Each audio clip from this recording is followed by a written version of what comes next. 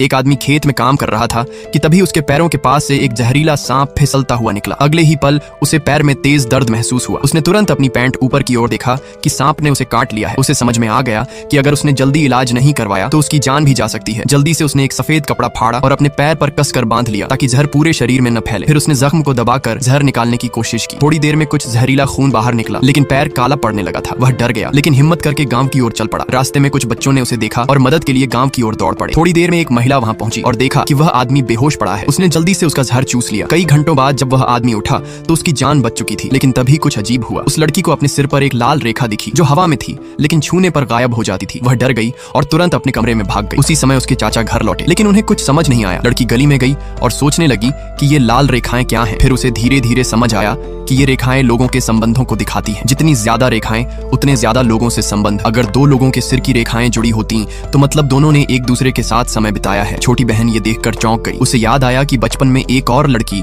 सू योन भी ऐसी ही लाल रेखाएं देख सकती थी। उसे रेखाएं देखना मजेदार लगता था, लेकिन जब उसने अपनी माँ को यह बात बताई तो माँ बेहोश हो गई क्योंकि उसके पापा की कई लाल रेखाएं थीं। सब एक ही बिंदु पर जाकर मिलती थीं। इसके बाद सू योन गायब हो